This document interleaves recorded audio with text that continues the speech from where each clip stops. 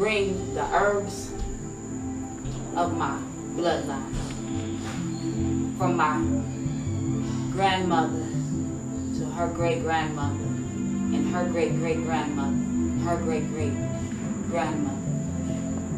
Do I bring the womb work of my bloodline, as I am a midwife and a root worker.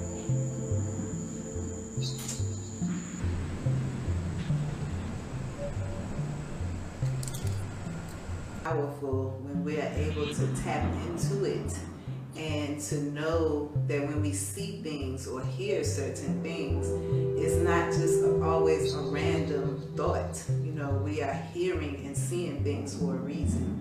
And so it was really during that time that I began to be more clear about my gift in being a medium and being able to communicate with the ancestors, and knowing that they have always communicated with me even from the time that I was very young, and they have guided me, you know, and when I listen to them, then I have very good results.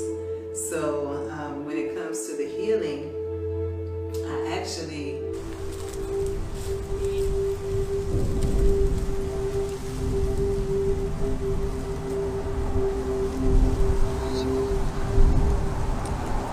that they didn't know. I remember as a child seeing like an auntie take something and throw it off the back porch, take something and toss it down at the back porch just to keep the bad energy away from the back there. But they would never discuss those things. They would never speak about those things in any kind of terms of what it really was, and definitely not in African tradition, because that was considered evil and that was something for the devil. But all the traditions still survived. So they would say, oh yeah, you know, we did this because mommy taught us. We did this because mommy taught us. And they would take things and they would toss it out, and they would talk about these words. They would say things about, oh, this wanga, just, and they would say these words, and I would hear the word, and I would never connect it. I didn't understand what it meant at the time. And much later, and again, coming back to my tradition, coming to find out that wanga is part of our tradition again. Wanga is when you take the roots, you take the herbs, you take the roots, the sticks, you cast them out, you change the energy of your environment based on the things that you have around you. So the things that our enslaved ancestors would use were things that came from this area, from this region. So they didn't look anything like the things that our ancestors from the continent would use, but the tradition itself, the movement, the intention, and the actions were exactly the same. They would find the ways, and I can still remember movements of them going and taking things and tossing it out. And then to come all the way to here, to come to be part of this reality where my ancestors guided me to, and then to come to find out that wanga is actually an Ovambo word.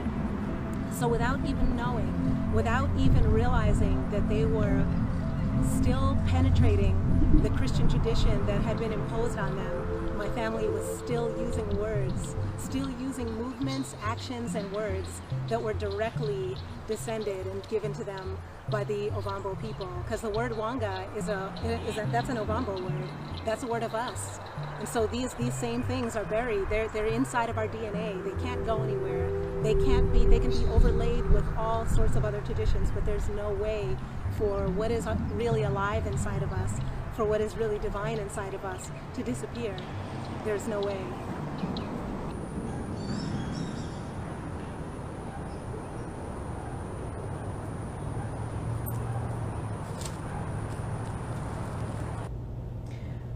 No matter which form of divination that I'm doing, I will always have the snake and I'll always have the water. So either I'll come with my actual snake, or I'll use the snake skin from my snake, and that will be present when I'm doing divination. I'll also have water. One of my easiest forms of divination is to look through the water. So I may sit and look through a clear bowl or a clear glass of water to do my divination, or I might submerge myself in water. Now, of course, I don't do this necessarily right there with my clients, but before I do a ceremony, before I do divination for people, or when I'm getting messages from my own ancestors, I will submerge myself in water, and I do this pretty much every day.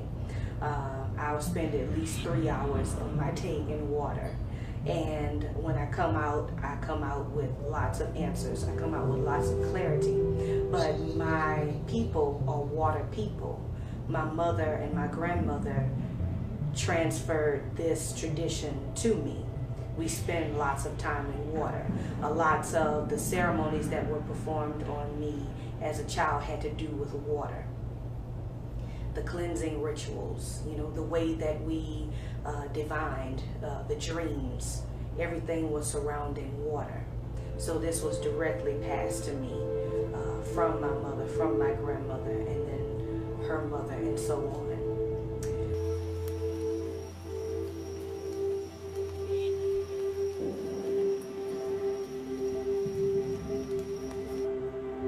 Hoodoo comes from the Akan term undu, meaning medicine from roots, trees, plant life. It also means to become heavy with the spirit, to bring the spirits down through spirit possession and spirit communication. So we engage the oracular divination process to communicate with the Nanano Nsamanfo, our spiritually cultivated ancestresses and ancestors of our direct blood circles, and to communicate with the Abosom, the forces in nature, the deities, the divinities who incarnate with us. Those who incarnate with us through our matriclans and patriclans. So we utilize hoodoo in the capacity of root work to wage chemical and biological warfare against our enemies, the whites and their offspring, to force the end of enslavement in the Western Hemisphere.